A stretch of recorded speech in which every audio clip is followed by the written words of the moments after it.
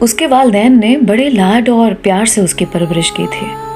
جوان ہوئی تو والدین کی رضامندی کے بغیر کالج کے بس ڈرائیور سے خفیہ نکاح کر لیا۔ باپ کو جب پتہ چلا تو بیٹی نے جواب دیا کہ میرا نکاح ہو چکا ہے تو بہتر یہی ہے کہ آپ اپنے ہاتھوں سے مجھے خوشی خوشی رخصت کر دیں، ورنہ میں خود اس کے پاس چلی جاؤں گی جسے میں نے نکاح کیا ہے۔ باپ نے کہا اگر آپ کا یہی حتمی فیصلہ ہے تو جو آپ نے گھر سے لینا ہے وہ لے لیں اور خود ہی اپنے شوہر کے پاس چلی جاؤ، لیکن ایک بات یاد رکھنا، اب آپ کا ہم سے اور ہمارا آپ سے کوئی تعلق نہیں رہا، آپ ہمارے لیے مر گئی اور ہم آپ کے لیے۔ وہ خوشی خوشی اپنی ضرورت کا سامان پیک کر کے اپنے شوہر کے پاس چلی گئی۔ تقریباً 8 سال بعد اس کی ملاقات ایک قریبی عزیز سے ہوئی۔ وہ اسے اپنے گھر لے آیا۔ خیریت دریافت کرنے کے دوران اس نے زاروں قطار رونا شروع کر دیا۔ وہ سمجھا کہ شاید گھر کے حالات صحیح نہیں ہوں گے، والدین کی نافرمانی اور جدائی کا پچھتاوا اسے رلائے جا رہا ہوگا۔ تمام گھر والے اسے دلاسا دینے لگ گئے اور رونے کی وجہ دریافت کرنے لگ گئے۔ ان کے بہت زیادہ اصرار کرنے پر اس نے اپنے رونے کی وجہ بتائی۔ اس نے کہا کہ میں نے اپنے والدین کی نافرمانی کی، ان سے میرے تمام تعلقات ختم ہو گئے، اس کا پچھتاوا تو مجھے ساری زندگی رہے گا۔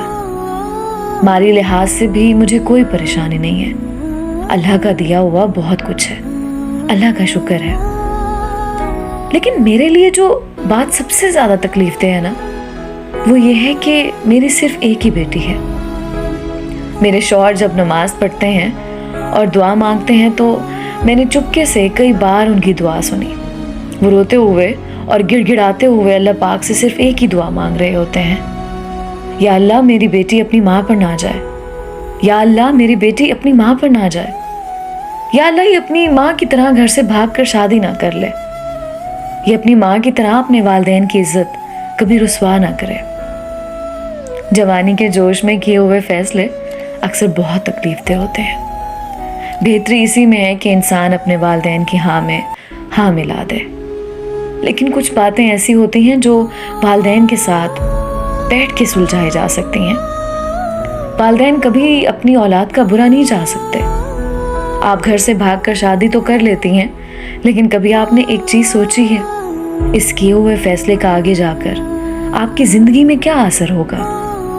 آپ کے والدین پل پل مریں گے، آپ کے بھائی شرم سے روز مریں گے، آپ کے خاندان کا نام بدنام ہوگا، معاشرے میں کوئی آپ کی عزت نہیں ہوگی۔ اگر کل کو آپ کی اولاد ہوتی ہے تو آپ کی اولاد کو یہ طعنہ دیا جائے گا کہ یہ تو بھاگی ہوئی ماں کی بیٹی ہے، یہ بھی ایسے ہی کرے گی۔